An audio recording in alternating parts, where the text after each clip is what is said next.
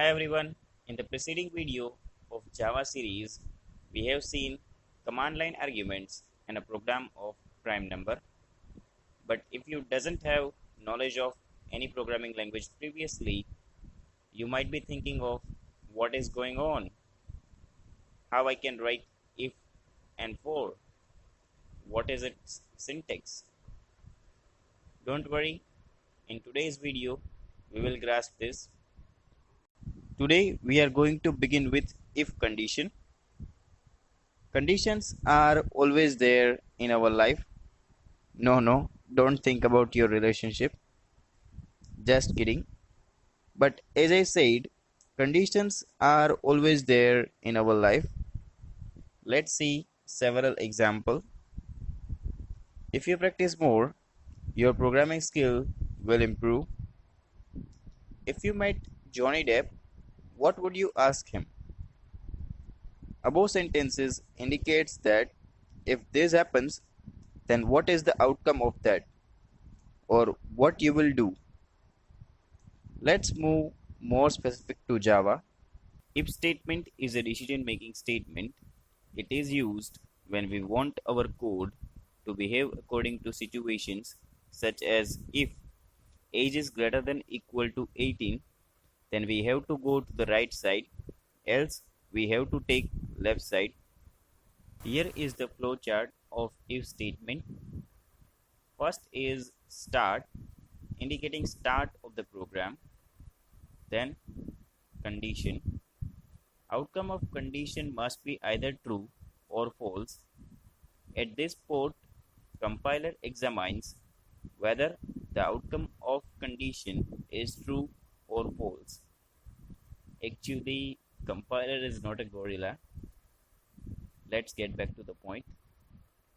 At this port, compiler examines whether outcome of condition is true or false. If true, then it will go this way and execute some statement under if. If false, then it will go this way. If there is any statement after if, then compiler will execute it, or in this case, program will terminate. Then counterpart of if called else. Else is like if this doesn't happen, then do this. Then there is another clause called else if. Else if is like if this doesn't happen, then check for this. If that is correct, then do that. Then relational operators. Generally, relational operators are used with if statement because they return Boolean value, true or false. They are less than equal to, greater than equal to, double equal to, not equal to. All are used with numbers, but double equal to and not equal to can also be used with strings. Then syntax of if condition, and you can write anything between this, obviously without compile time error. This syntax is for if else. Else is an optional part.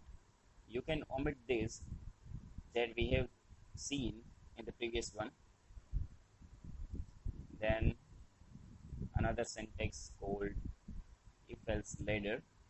Let us practically apply what we have seen throughout the video. This program is for finding maximum out of 3 numbers using command line argument. In the first line, we created a class called ifDemo, then public static void main. Then we checked the length of the string array, because if we forget to give command line arguments and accessing array elements, then JVM will throw an exception. As we know, command line arguments are always in string.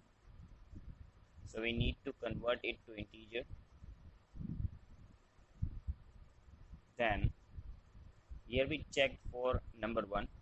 If number 1 is greater than number 2 and number 1 is also greater than number 3, then number 1 is max. Similarly, for number 2 and number 3, if number 1, number 2 and number 3 all are equal, then this message will be displayed. Let us execute this program. Java C if demo.java, then Java if demo, then three arguments 1, 2 and 3. As you can see in the output, third argument is max. In the next video, we will see loops and other stuff. Until then, this is Vishnu Dharanpura signing off. Thank you for watching. Don't forget to subscribe us. Please press the bell icon for latest updates. Goodbye.